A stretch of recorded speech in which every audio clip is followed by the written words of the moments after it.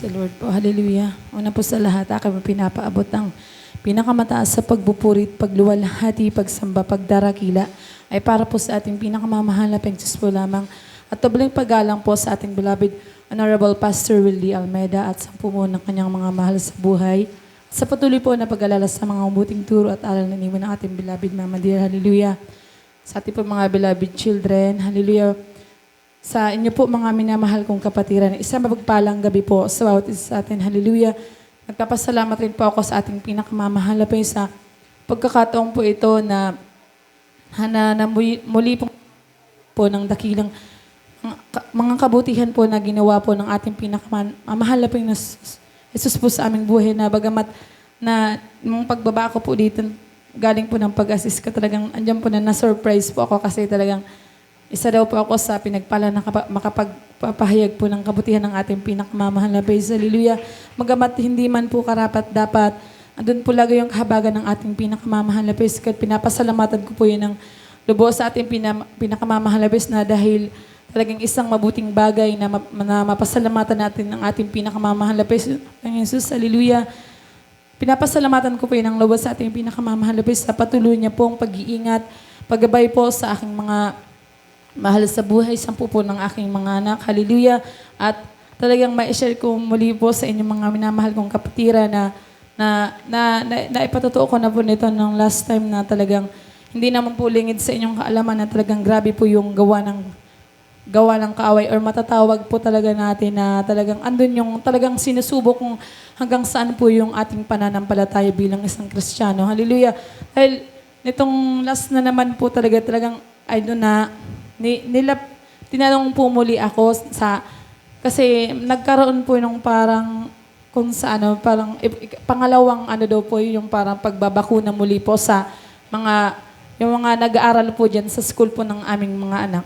Talagang tinanong po ulit ako kung parang nila na magbabago po yung isip ko na hindi ko talaga ba papabakunahan po yung aking mga anak. Pero talagang adun pa rin po na matapang ko pa rin pong isinagot na hindi po talaga ako magpapabakuna sa aking mga anak. Kaya talagang wala na rin po silang nagawa pero hindi ko pa rin po alam kung hanggang saan ako parang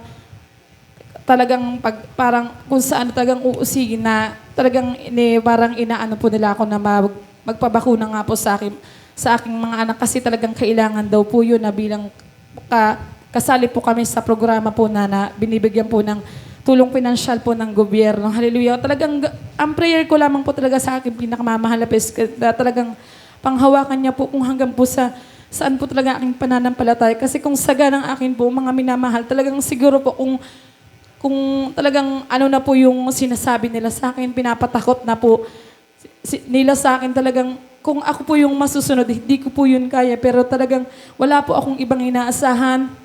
Talaga nananalangin po ako sa ating pinakamamahal na patuloy niya po akong panghawakan na maipaglaban ko po ang aking pananampalataya. Kaya pinapasalamatan ko po yung lubos sa ating pinakamamahal kasi talagang siya lamang po yung nagbibigay ng kalakasan po sa bawat isa sa atin, hindi po saga ng aking sarili. Dahil kung ako po yung alagam ko pong hindi ako karapat-dapat sa ating pinakamamahal kasi talagang dumarating po talaga tayo sa mga time na nanghihina po tayo. Pero kapag andun yung hallelujah, na minsan naiisip ko na, bilang tao talagang, kung sarili mo po yung masusunod na pagdalo lamang po talaga dito kahit malapit, hindi mo po yan kayang gawin kung wala po tayo sa ating pinakamamahal kasi talagang, andyan na maraming ginagawa po talaga ang kaaway ng ating pinakamamahal sa mga oras na ito na talagang darating po sa point na talagang ando yung kahinaan na minsan hindi mo na po mapaglabanan. Talagang salamat pa rin po sa ating pinakamamalapas kasi talagang wala po akong ibang panalangin sa Kanya na patuloy niya po akong panghawakan. Hallelujah. Kaya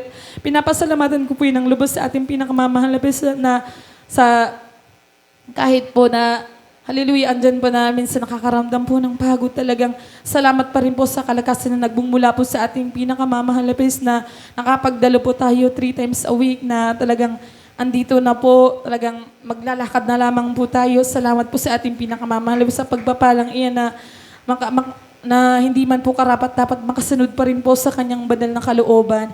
Hallelujah. At pinapasalamatan ko rin po ang ating pinakamamahalabis sa patuloy niya pong paggabay sa akin pong beloved husband na sa kanya pong paghahanap buhay na hindi na patuloy po siyang pag-ingatan at gabayan ng ating pinakamamahalabis. At pinapasalamatan ko pa rin po pala sa ating pinakamamahalabis na bagamat simpleng ano po yun na talagang pagpapala ng ating pinakamamahalabis dahil nitong nagkaroon po rin po ng recognition po yung aking beloved bunso. Talagang isa rin po siya na pinagpala po na makapagtanggap mo ng munting award po sa school. Kaya salamat po sa ating pinakamamahalabis kasi talagang andun na nakikita ko na talagang yung kung ang wisdom po na binibigay po ng ating pinakamamahal po sa aking beloved anak na talagang kaparehan lamang po sa ating pinakamamahalabis na talagang nag-aaral rin po sila ng mabuti. Hallelujah.